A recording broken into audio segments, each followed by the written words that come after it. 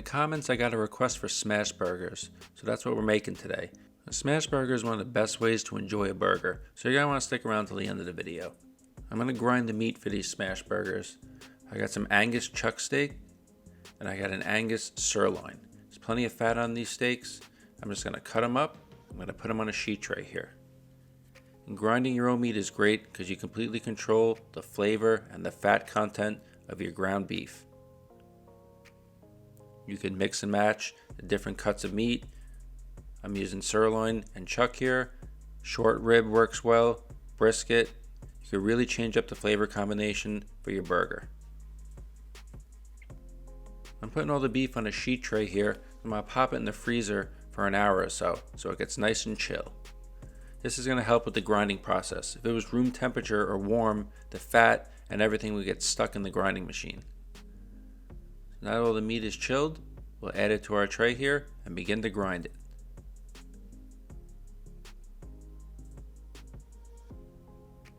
Put everything through the grinder and you see that it's cold. It's going through nice and smooth. Keep it in the tray, don't lose it on the floor or your work surface. It's also cost effective to grind your own meat because you could buy in bulk and store it in the freezer. So with all our meat grinded, we can start to form our burgers. Add all the ground meat to a bowl. And there's not going to be much seasoning to go in these burgers. I'm just going to add 1 egg yolk. And then I have 1 packet of gelatin. So the egg yolk is going to add some fat, some richness. It's going to help bind the meat. The gelatin's not going to add any flavor, but what it is going to do is help keep the meat juicy, and it's going to help form a crust on the exterior of the meat. And that's the most important element of a smash burger, is that perfect crust. So now we can portion out our patties, or in the case of a smash burger, we're portioning out meatballs. I'm going to do 3-ounce meatballs here, and it's 2 meatballs per smash burger. So you have 6 ounces total. Just roll them into balls, weigh them out. You could do it by eye, but I like to weigh them out. This way everything is even. So once our burgers are all weighed out, we'll take our bun here. This is my homemade potato roll, and you want to toast this. I have a flat top. I'm going to add some butter and just toast these hamburger rolls until they're golden brown. And this is really not an optional step. Whenever making a burger, whether it's these homemade potato rolls or store-bought buns, you have to toast the bun. Just let that go for a few minutes in the butter. Give our potato rolls a check, and that's what we're looking for. Golden brown, delicious.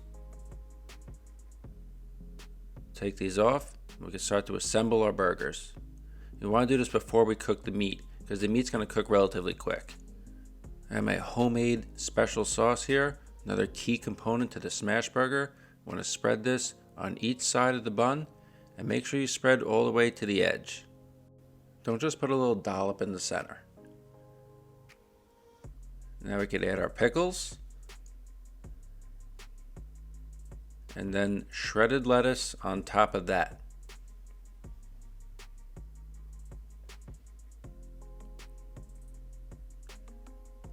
And then 1 more little dollop of special sauce. This is going to act as like a glue for our burger patties. So now that everything's assembled, we're ready to cook our burgers. I have a cast iron pan. I'm going to add oil to that, and you want to have this pan really hot.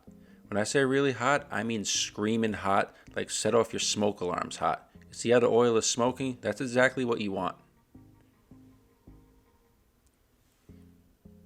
Now we'll add our 2 burger balls here. I want to leave plenty of room in between each meatball.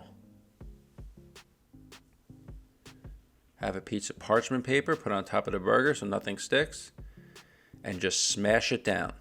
You could use a pan here or a spatula, anything with some weight, but just make sure you really smash that burger down.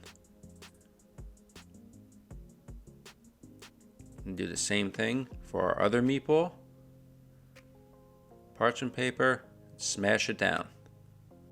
So now that our patties are smashed down, we'll hit it with some salt, a little bit of fresh cracked pepper.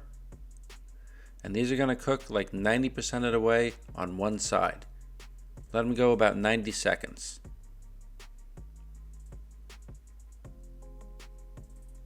Now these are ready to get a flip.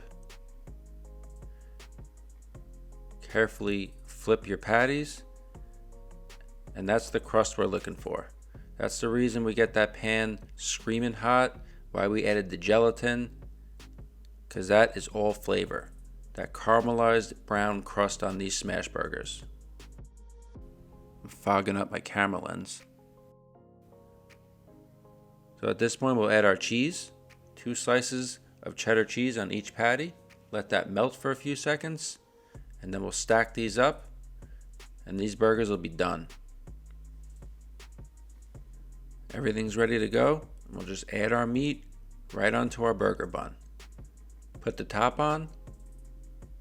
And that is a perfect smash burger right there. Plenty of juice, great crust. I really recommend making the potato buns for these smash burgers. I hope you enjoyed this recipe. I'm going to go enjoy this smash burger, and I'll see you next time.